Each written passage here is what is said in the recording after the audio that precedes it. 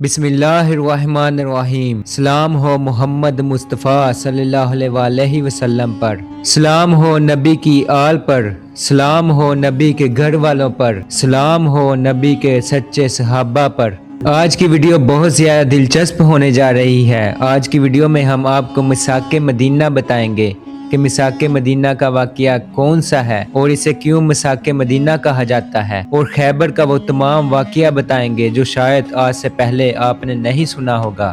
جیسے رسول اللہ صلی اللہ علیہ وسلم نے مکہ سے مدینہ ہجرت فرمائی تو مدینہ میں رسول اللہ صلی اللہ علیہ وسلم نے ایک ریاست کا نظام قائم کیا جسے ریاست مدینہ بھی کہا جاتا ہے۔ لوگ جوگدہ جوگ اسلام قبول کر رہے تھے، ہر طرف اسلام نافذ ہو رہا تھا۔ چونکہ مدینہ کے گرد و نما میں یہودی قبیلے بھی آباد تھے، رسول اللہ صلی اللہ علیہ وسلم نے یہودی سرداروں کے ساتھ ایک معاہدہ طے فرمایا جسے میثاق مدینہ بھی کہا جاتا ہے۔ یہودی سرداروں کے ساتھ رسول اللہ صلی اللہ علیہ وسلم نے ایک معاہدہ لکھا جس میں یہ طے پایا گیا، کوئی بھی ریاست مدینہ کو نقصان پہنچانے کی کوشش کرے گا یا کوئی بھی دشمن باہر سے مدینہ پر حملہ کرے گا تو مدینہ کا بھرپور انداز سے دفاع کیا جائے گا، اور رسول اللہ صلی اللہ علیہ وسلم کے خلاف کوئی بھی بات نہیں کرے گا۔ آہستہ آہستہ وقت گزرتا گیا۔ یہودیوں کا ایک بہت بڑا قبیلہ تھا جسے یہ قبیلہ نذیر بھی کہا جاتا تھا۔ انہوں نے رسول اللہ صلی اللہ علیہ وسلم کے خلاف بغاوت شروع کر دی اور رسول اللہ صلی اللہ علیہ وسلم کے ساتھ جو معاہدہ کیا تھا اس پر عمل کرنا چھوڑ دیا، اور جو مدینہ کے دشمن تھے ان کو اپنے ہاں پناہ دینے لگ گئے۔ جیسے ہی خبر رسول اللہ صلی اللہ علیہ وسلم تک پہنچی، رسول اللہ صلی اللہ علیہ وسلم نے حکم فرمایا کہ اس قبیلے کو یہاں سے نکال دیا جائے۔ جیسے ہی مدینہ سے یہودیوں کا یہ قبیلے کو نکالا گیا تو یہ خیبر جو مدینہ کے شمال میں موجود تھا وہاں جا کر آباد ہوئے۔ خیبر کا قلعہ اتنا زیادہ مضبوط تھا کہ یہودیوں کو اس قلعہ خیبر پر اتنا غرور تھا کہ ایک دن آئے گا کہ وہ مسلمانوں کی ریاست کو ختم کر دیں گے اور ہر طرف یہودیت چھا جائے گی۔ یہاں سے یہودی مسلمانوں کے خلاف چندہ دیا کرتے تھے۔ بنی قریش میں رسول اللہ صلی اللہ علیہ وسلم کے خلاف بہت زیادہ غدار پیدا ہو گئے۔ یہودی مسلمانوں کو ٹریننگ دیا کرتے تھے، فوجی تمام اسلحہ دیا جاتا تاکہ مسلمانوں کو کمزور کیا جائے۔ جو بھی قافلے مدینے کی طرف آتے انہیں لوٹ لیا جاتا اور مسلمانوں کو قید کر لیا جاتا۔ جب یہ خبر رسول اللہ صلی اللہ علیہ وسلم کو پہنچی تو رسول اللہ صلی اللہ علیہ وسلم نے اپنا لشکر ساتھ لیا اور خیبر کی طرف روانہ ہو گئے۔ یہودیوں کو یہ خبر نہ تھی کہ رسول اللہ اپنا قافلہ لے کر ان کی طرف حملہ کرنے کے لیے آ رہے ہیں۔ جیسے ہی صبح ہوئی، یہودی اپنے کام میں مشغول تھے، کھیتی باڑی کر رہے تھے۔ جیسے ہی انہوں نے ایک طرف سے مسلمانوں کا قافلہ آتے ہوئے دیکھا تو یہودیوں کی چیخیں نکل گئی، اور اسی وقت انہوں نے اپنے ہتھیار سنبھالے اور مسلمانوں کے خلاف جنگ کرنے لگے۔ چونکہ جو قلعہ خیبر تھا یہ بہت بڑا تھا اور اس میں بھی بہت زیادہ یہودیوں کے قبیلے موجود تھے۔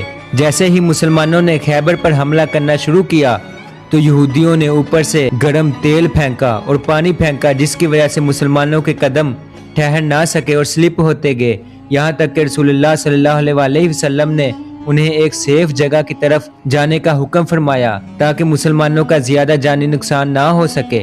اگلے دن رسول اللہ صلی اللہ علیہ وسلم نے ایک صحابی کو علم دیا اور کہا کہ اس لشکر کی سرداری اب تم کرو گے، لیکن وہ صحابی بھی ناکام ہو گئے۔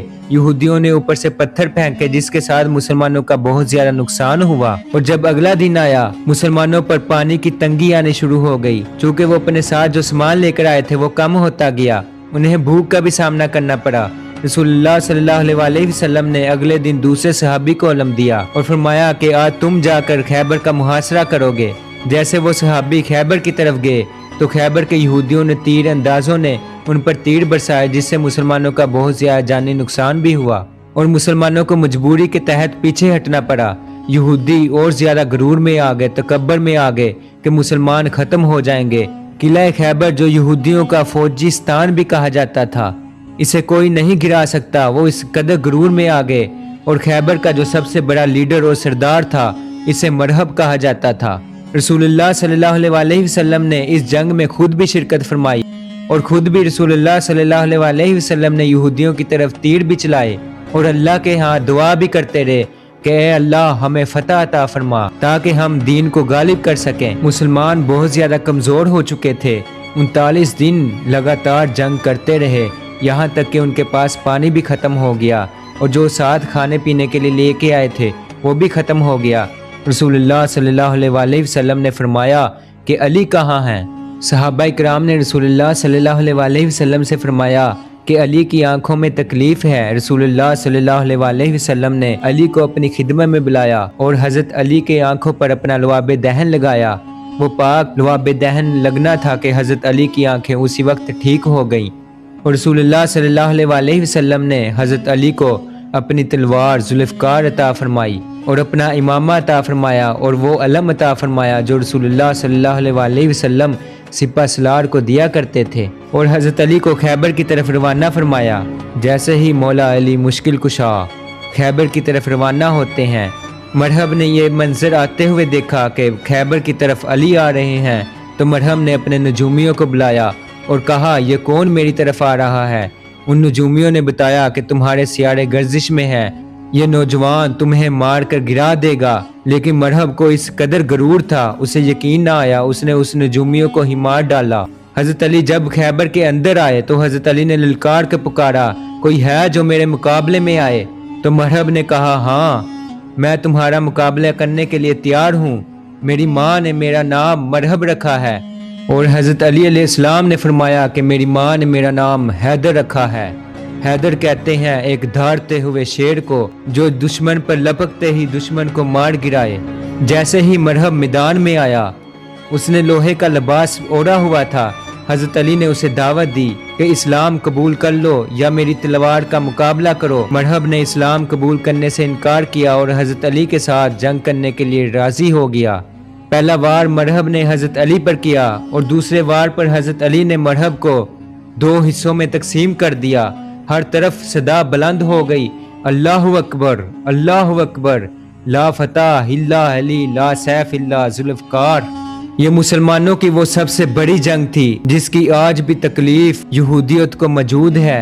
ये वो जंग थी जिसने यहूदियों को तोड़ के रख दिया। खैबर के यहूदी कमज़ोर हो गए, यहाँ तक कि फदक के यहूदियों ने भी देखा कि जो खैबर के यहूदी इतने ताकतवर थे वो मुसलमानों के आगे कमज़ोर हो चुके हैं, तो उन्होंने फदक रसूलुल्लाह सल्लल्लाहु अलैहि वसल्लम को इनाम के तौर पर दिया। उम्मीद करते हैं आपको हमारी वीडियो अच्छी लगी होगी। हमारे चैनल को सब्सक्राइब करें और वीडियो को लाइक करें। हमें कमेंट करके ज़रूर बताइएगा। शुक्रिया।